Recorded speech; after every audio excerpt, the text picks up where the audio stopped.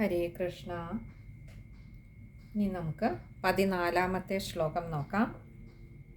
നമ്മൾ ഈ ഒരു സത്സംഗിൽ 14-ാമത്തെ ശ്ലോകം ഒരെണ്ണം മാത്രമേ നമ്മൾ ഒന്ന് വിചാരം ചെയ്യാൻ ശ്രമിക്കുന്നുള്ളൂ. കാരണം അടുത്ത 3 ശ്ലോകങ്ങൾ ആ പൂതനയുടെ പതനം, അത് ആ പതിച്ചു കിടക്കുന്ന പൂതനയുടെ വർണ്ണനയാണ് അടുത്ത 3 ശ്ലോകങ്ങളിലായിട്ട് 15, 16, 17 അത് 3 കൂടി ചേർത്ത് പറയാമെന്ന് കരുതുന്നു. അതുകൊണ്ട് 14-ാമത്തെ ശ്ലോകം ഒരെണ്ണം മാത്രമായിട്ട് നമ്മൾ ഈ സത്സംഗത്തിൽ നിർത്തുകയാണ്.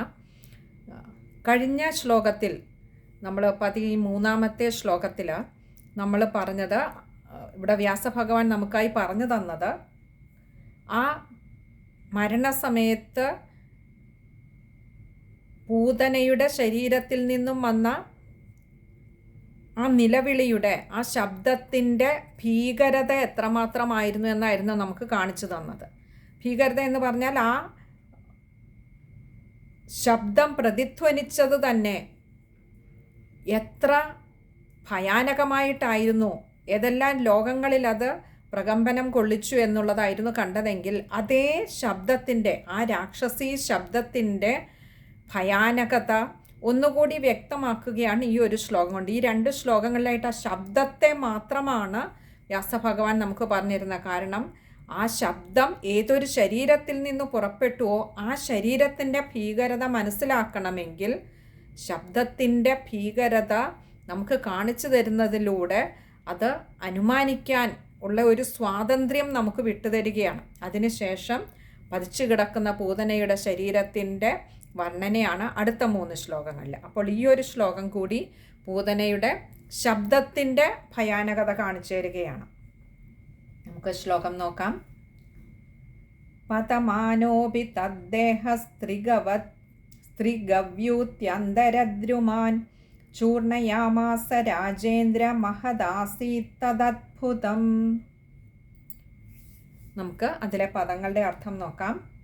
പതമാനോപി, പതമാനഹ അപി. പതമാനഹ എന്ന് പറഞ്ഞാൽ വീഴുന്ന ആ ഒരു സമയം, വീഴുമ്പോൾ എന്നുള്ള അർത്ഥത്തിൽ.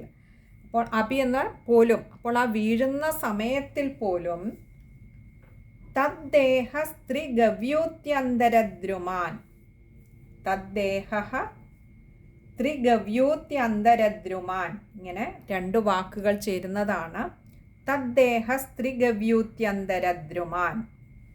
തദ്ദേഹ എന്ന് പറഞ്ഞാൽ ആ ശരീരം, ആ പൂതനയുടെ ശരീരം, ത്രിഗവ്യൂത്യന്തരദ്രുമാൻ, ത്രി എന്നാൽ 3, ഗവ്യൂതി എന്ന് പറഞ്ഞാൽ കാതം എന്നർത്ഥം. അതായത് ഒരു 2 വെളിപ്പാടകലം ഉള്ള ആ ദൂരത്തിനെയാണ് ഒരു കാതം എന്ന് പറയുന്നത്. അപ്പോൾ 3 ഗവ്യൂതി എന്ന് പറഞ്ഞാൽ 3 കാതം അഥവാ 6 വെളിപ്പാടകലെ വരെയുള്ള ആ ദൂരത്തിൽ ഗവ്യൂത്യന്തരദ്രുമാൻ. അപ്പോൾ അത്രയും ദൂരത്തിനുള്ളിലുള്ള വൃക്ഷങ്ങളെ, ദ്രുമാൻ വൃക്ഷങ്ങളെ ചൂർണയാമാസ രാജേന്ദ്ര. ചൂർണയാമാസ, ചൂർണം എന്ന് പറഞ്ഞാൽ പൊടി. നമ്മൾ ആയുർവേദ മരുന്നുകളൊക്കെ പറയുമ്പോൾ ചൂർണം എന്ന് പറയാറില്ലേ. അപ്പോൾ ചൂർണം എന്ന് പറഞ്ഞാൽ പൊടി. ചൂർണയാമാസ എന്ന് പറഞ്ഞാൽ പൊടിയാക്കി, അതിനെയൊക്കെ അങ്ങനെ പൊടിച്ചു കളഞ്ഞു രാജേന്ദ്ര. അല്ലയോ പരീക്ഷിത്ത് മഹാരാജാവേ. ഇവിടെ പരീക്ഷിത്ത് മഹാരാജാവിനായിട്ട് കഥ പറയുകയായതുകൊണ്ടാണ് പറയുന്നത്. അല്ലയോ പരീക്ഷിത്ത് മഹാരാജാവേ. ശ്രീ ശുക മഹർഷിയുടെ വാക്കുകളാണ് ഇതൊക്കെ അല്ലേ. അതുകൊണ്ട് പറയുകയാണ്, അല്ലയോ പരീക്ഷിത്ത് മഹാരാജാവേ, 6 വെളിപ്പാടകലം ദൂരത്തിലുള്ള വൃക്ഷങ്ങളെയൊക്കെ അത് പൊടിച്ചു കളഞ്ഞുവല്ലോ. എന്താ ആ പൂതനയുടെ ശബ്ദം, ആ വീഴുന്ന സമയത്തു പോലും ശരീരത്തിൽ നിന്ന് പുറപ്പെട്ട ആ ഒരു ശബ്ദത്തിൻ്റെ വലിപ്പം തന്നെയല്ല, ആ ശരീരത്തിൻ്റെ ഒരു വലിപ്പ കൂടുതലും അവിടെ നമുക്ക് മനസ്സിലാക്കാവുന്നതേ ഉള്ളൂ. അത്രമാത്രം ആ ശരീരത്തിൻ്റെ ഭാരം, ശരീരത്തിൻ്റെ വലിപ്പം, ശബ്ദത്തിൻ്റെ ഭീകരത, ഇതെല്ലാം കൂടി ചേർന്നപ്പോൾ ഗ്രഹങ്ങൾ ഉൾപ്പെടെയുള്ള ആകാശവും പർവ്വതങ്ങൾ ഉൾപ്പെടുന്ന ഭൂമിയും തന്നെയല്ല താഴേക്കുള്ള 7 ലോകങ്ങളും എന്ന് തന്നെയുമല്ല, ഇവയൊക്കെ വിറയ്ക്കുക മാത്രമല്ല 6 വെളിപ്പാട് അകലത്തിലുള്ള വൃക്ഷങ്ങൾ പോലും, മഹാവൃക്ഷങ്ങൾ പോലും അത് പൊടിയായിപ്പോയി. അത്രമാത്രം വെറുതെ ഒടിഞ്ഞു വീഴുകയല്ല, അത് പൊടിയായി പോയിവല്ലോ രാജേന്ദ്ര, അല്ലയോ മഹാരാജാവേ.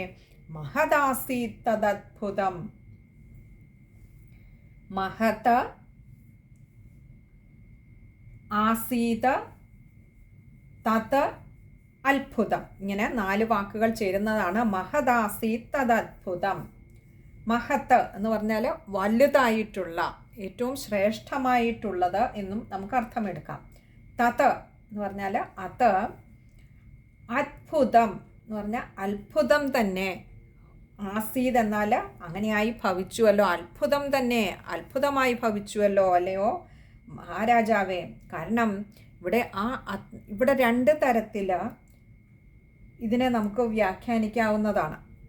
ഈ വലുതായ ശരീരം വീണ് അതിൻ്റെ ആ ഒരു ഭൂമിയിലേക്ക് പതിച്ചപ്പോൾ അതിൻ്റെ ആഘാതം കൊണ്ട് 6 വെളിപ്പാട് അകലെയുള്ള മരങ്ങൾ പോലും പൊടിയായി വീണു, പൊടിഞ്ഞുപോയി എന്ന് അർത്ഥമെടുക്കാം. അതല്ല എങ്കിൽ അങ്ങനെയുള്ള ആ ഭീമാകാരമായ ശരീരം വീണപ്പോൾ പൊടിഞ്ഞു പോയിട്ടും ഈ വൃക്ഷങ്ങളൊക്കെ പൊടിഞ്ഞു പോയിട്ടും അല്ലയോ ഭഗവാനെ, അങ്ങയുടെ ഉറ്റവരായ സദാ അങ്ങയെ സേവ ചെയ്തുകൊണ്ടിരുന്ന ആ ഗോകുലത്തിലെ മനുഷ്യർക്കാർക്കും ഒരു കേടുപാടും സംഭവിച്ചില്ലല്ലോ ഭഗവാനെ. ഇത് അങ്ങയുടെ ആ ഒരു മഹാത്മ്യത്തിൻ്റെ വലിപ്പം തന്നെയാണല്ലോ, അങ്ങയുടെ ആ ഒരു കാരുണ്യത്തിൻ്റെ മഹത്വം തന്നെയാണല്ലോ, ഏറ്റവും അത്യത്ഭുതകരം തന്നെയാണ് ഭഗവാനെ അവിടുത്തെ ആ ഒരു കൃപാകടാക്ഷം. അതുകൊണ്ട് തന്നെ അവിടുത്തെ സേവ ചെയ്തിരുന്ന ആ ഗോകുലത്തിലെ സജ്ജനങ്ങൾക്ക് ഒരു കേടുപാടും സംഭവിച്ചില്ലല്ലോ ഭഗവാനെ.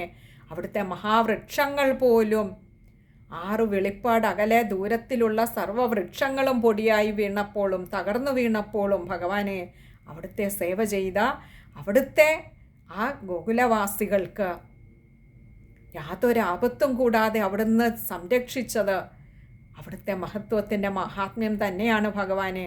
അവിടുത്തെ ആ ഒരു കാരുണ്യത്തിൻ്റെ വലിപ്പം എത്ര വലുതാണ് ഭഗവാനെ എന്ന് ഇവിടെ ശ്രീ ശുകമഹർഷി നമുക്കും കൂടെ പറഞ്ഞു തരികയാണ്.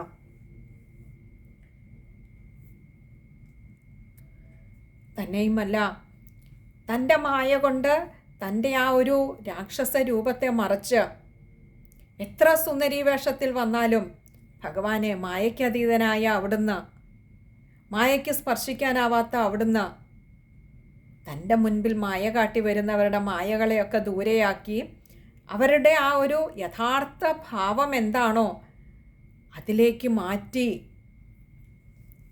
അവരെ പാപങ്ങളിൽ നിന്ന് മോചിപ്പിക്കുന്നതിൽ അവിടുന്ന് കാണിക്കുന്ന കാരുണ്യം പറയാവതല്ല ഭഗവാനെ. അപ്പോഴും ഇപ്പോൾ ഈ രാക്ഷസി വീണപ്പോൾ, ഈ പൂതന വീണപ്പോൾ എത്രയോ മഹാവൃക്ഷങ്ങൾ തവിടുപൊടിയായി. എന്നിട്ടും ഭഗവാനെ അവിടുത്തെ സേവ ചെയ്തവരെ അവിടുന്ന് വിട്ടില്ലല്ലോ, കൈവിട്ടില്ലല്ലോ ഭഗവാനെ. അവിടുത്തെ വലിപ്പം, ആ ഉണ്ണിയായിരിക്കുമ്പോൾ തന്നെ അവിടുത്തെ മഹാത്മ്യം, അവിടുത്തെ മഹത്വം അവിടുന്ന് കാണിച്ചു തന്നുവല്ലോ എല്ലാവർക്കും. ആ ഗോകുലവാസികളെ ഒന്നാകെ സംരക്ഷിക്കുന്നതിൽ, ആ ഗോകുലത്തിൽ അങ്ങ് എന്ന് എത്തിച്ചേർന്നുവോ, ജനിച്ചേതാനും നിമിഷങ്ങൾക്കുള്ളിൽ തന്നെ എത്തിച്ചേർന്ന ആ ഗോകുലത്തിൽ ഭഗവാനെ അങ്ങേ മാത്രം വിചാരിച്ചു കഴിഞ്ഞിരുന്നവരാണ് അവരൊക്കെ. അത് നന്ദഗോപരും യശോദാമയും തന്നെയല്ല, ആ ഗോകുലത്തിലെ ഓരോ മൺതരിയും ഭഗവാനെ അവിടുത്തെ കാണാൻ സുഹൃതം ചെയ്തവരായിരുന്നു. അവിടുത്തെ മാത്രം സദാ ആ കേളികളിൽ ആനന്ദനിർഭരമായി കഴിഞ്ഞുകൂടിയവരായിരുന്നു. ആ വൃക്ഷലതാദികൾ അങ്ങനെ തവിടുപൊടിയായി വീഴുമ്പോഴും അത്രയും കാലം ഭഗവാനെ ആ മണ്ണിൽ നിന്നുകൊണ്ട് അവിടുത്തെ ലീലകൾ കാണാൻ, അവിടുത്തെ ആ സൗന്ദര്യം നുകരാൻ, അവിടുത്തെ ആ ഗോകുലവാസികൾ മുഴുവൻ എടുത്ത് ലാളിക്കുന്നത് കാണാൻ, ഈ പ്രപഞ്ചനായകനെ ഒരു ഉണ്ണിയുടെ ഭാവത്തിൽ ആ ഗോകുലവാസികൾ പരിലാളിക്കുന്നത് കാണാൻ മഹാഭാഗ്യം സിദ്ധിച്ച മഹാവൃക്ഷങ്ങൾ തവിടുപൊടിയായി വീണുവെങ്കിലും ഭഗവാനെ അതും അവിടുത്തെ ലീലയാണ് ഭഗവാനെ. അപ്പോഴും അവിടുന്ന് കാത്തുവല്ലോ അവിടുത്തെ സേവ ചെയ്തവരെ. അവിടുത്തെ മാത്രം വിചാരിച്ച് ഊണിലും ഉറക്കത്തിലും അവിടുന്ന് മാത്രമായി ഈ ചിന്തയിൽ മുഴുകിക്കഴിഞ്ഞിരുന്നവരെ ഒരു പോറല് പോലും ഏൽക്കാതെ അവിടുന്ന് സംരക്ഷിച്ചത്. അവിടുത്തെ ലീല, അവിടുത്തെ മഹത്വം, അവിടുത്തെ വലിപ്പം ഭഗവാനെ. ഹരേ കൃഷ്ണ. നമുക്കറിയാം എത്രയോ അപകടങ്ങളിലല്ലേ, എത്രയോ പേർ മരണത്തിന് കീഴടങ്ങുമ്പോഴും അത്ഭുതകരമായിട്ട് ചില ജന്മങ്ങൾ രക്ഷപ്പെടുന്നില്ലേ. എൻ്റെ ഭഗവാനെ, അവിടുന്ന് എന്തെല്ലാം അത്ഭുതങ്ങളാണ് പ്രവർത്തിക്കുന്നത്, അവിടുന്ന് എന്തെല്ലാം മായയാണ് കാട്ടുന്നത് ഭഗവാനെ. എത്രയെത്ര ഉദാഹരണങ്ങൾ നിത്യവും നമ്മുടെ നിത്യജീവിതത്തിൽ നമ്മൾ കണ്ടുകൊണ്ടിരിക്കുന്നു. അനുനിമിഷം ഭഗവാനെ അവിടുന്ന് ലീലയാടിക്കൊണ്ടിരിക്കുന്നു ഇന്നും ഈ പ്രപഞ്ചത്തിൽ. അന്ന് ഗോകുലവാസികൾക്ക് പ്രത്യക്ഷത്തിൽ കാണാനായി ഒരു ഉണ്ണിയുടെ രൂപം പൂണ്ടുവെങ്കിൽ ഭഗവാനെ ഇന്ന് അനുഭവങ്ങളുടെ രൂപത്തിൽ അനുനിമിഷം അവിടുന്ന് കാരുണ്യത്തിൻ്റെ കടലൊഴുക്കിക്കൊണ്ട് ഓരോ സൃഷ്ടികളെയും ഓരോ ജന്മങ്ങളെയും അവിടുന്ന് സംരക്ഷിക്കുന്നത്, കവചമായി നിന്നുകൊണ്ട് എത്രയെത്ര അപകടങ്ങളിൽ നിന്ന്, എത്രയെത്ര ആപത്തുകളിൽ നിന്ന് ഭഗവാനെ അവിടുന്ന് സംരക്ഷിക്കുന്നു. പറഞ്ഞാലൊന്നും തീരാവുന്നതല്ല ഭഗവാനെ അവിടുത്തെ മഹത്വം. ഹരേ കൃഷ്ണ. നമുക്കിനിയും ആ ശ്ലോകം ഒന്നുകൂടി ഒന്ന് നോക്കാം. പതമാനോപി തദ്ദേഹസ്ത്രിഗവ്യൂത്യന്തരദ്രുമാൻ ചൂർണയാമാസ രാജേന്ദ്ര മഹദാസീത്തദത്ഭുതം. നീയും ആ ശ്ലോകം വായിക്കുമ്പോൾ ശ്രദ്ധിക്കേണ്ട കാര്യങ്ങൾ, ആദ്യത്തെ വരിയിൽ തദ്ദേഹസ്ത്രിഗവ്യൂത്യന്തരദ്രുമാൻ, അതത്രയും ചേർത്ത് തന്നെ വായിക്കുക. അവിടെ ത്രിഗവ്യൂതി അന്തരദ്രുമാനാണ്, അതുകൊണ്ട് ത്രിഗവ്യൂത്യന്തരദ്രുമാൻ, ത്യ എന്ന അക്ഷരത്തിന് അകാരം കൊടുത്തു വായിക്കുക. അതുപോലെ മഹദാസീത്തദത്ഭുതം, അവിടെ തത് അത്ഭുതം, അവിടെ ദായ്ക്ക് അകാരം കൊടുക്കുക. ഇത്രയുമാണ് ഈ ഒരു ശ്ലോകത്തിൽ നമുക്ക് അനുസ്മരിക്കാനുള്ളത്. അടുത്ത സത്സംഗിൽ അടുത്ത 3 ശ്ലോകങ്ങൾ ഒന്നിച്ച് പറയാൻ ഭഗവാൻ അനുഗ്രഹിക്കട്ടെ എന്ന് പ്രാർത്ഥിക്കുന്നു. ഹരേ കൃഷ്ണ.